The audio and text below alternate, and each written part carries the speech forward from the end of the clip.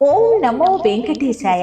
తిరుమల అని చెప్పగానే మనకు వెంటనే గుర్తుకు వచ్చేది శ్రీవారి మహా ఆలయం, ఆనంద నిలయం, గరుడాళ్వార్ స్వామివారి వైభవం. కానీ ఈ పవిత్ర క్షేత్రంలో చాలా మందికి తెలియని ఒక విశిష్ట స్థలం కూడా ఉంది. అదే తిరుమల నంబి ఆలయం. తిరుమలలో శ్రీవారి ఆలయానికి దక్షిణ మాడవీధిలో మహాప్రదక్షిణ మార్గంలో సంపంగి చెట్ల సాన్నిధ్యంలో ఈ ఆలయం ఎంతో ప్రశాంతంగా పవిత్రంగా నిలిచి ఉంది. ఇది కేవలం ఒక చిన్న ఆలయం కాదు, శ్రీ వెంకటేశ్వర స్వామి అనుగ్రహం పొందిన ఒక మహాభాగవతుని స్మారక చిహ్నం. తిరుమల నంబి ఎవరు?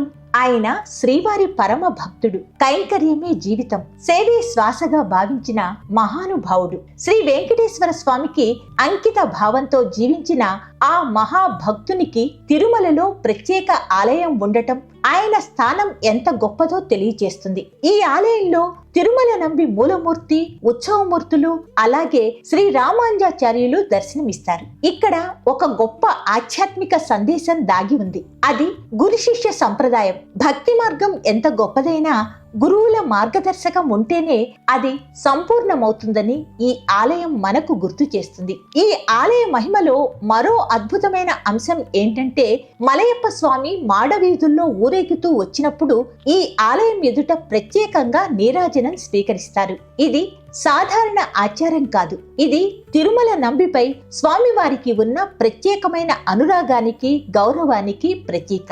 భక్తుడు తన భక్తితో దేవుని హృదయంలో స్థానం సంపాదించగలడని ఈ దృశ్యం మనకు స్పష్టంగా చెబుతుంది. ఇంకా ఒక విశేషం, ఈ ఆలయంలో ఇప్పటికీ తిరుమల నంబి వంశీయులే అర్చకత్వం నిర్వహిస్తున్నారు. ఇది సంప్రదాయం మాత్రమే కాదు, సేవా వారసత్వం. భక్తి ఒక కుటుంబాన్ని ఎంత పవిత్రంగా నిలబెడుతుందో ఇదే తార్కాణం. శ్రీ వెంకటేశ్వర స్వామి ప్రేమగా తిరుమల నంబిని తాత అని పిలిచినట్లు పరంపర చెబుతుంది. అందుకే వారి వంశస్థులు తాతాచార్యులు అని ప్రసిద్ధి చెందారు. అలాగే స్వామివారు ఆయనను తమిళంలో తోళన్ అంటే స్నేహితుడు అని సంబోధించారట. అందువల్ల ఈ వంశీయులు తోళప్పాచార్యులు అనే పేరుతో కూడా ప్రసిద్ధి చెందారు. ప్రస్తుతం తిరుమలలో సేవ చేస్తున్న వారిని తోళప్పాచార్యులు అని, కాంచీపురంలో ఉన్న వారిని తాతాచార్యులు అని వ్యవహరిస్తున్నారు. ఇదంతా మనకు ఒక గొప్ప సత్యాన్ని నేర్పిస్తుంది. దేవుడికి దగ్గరవ్వడానికి వైభవం అవసరం లేదు. నిజమైన భక్తి, నిస్వార్థ సేవ, అంకిత భావం ఉంటే చాలు.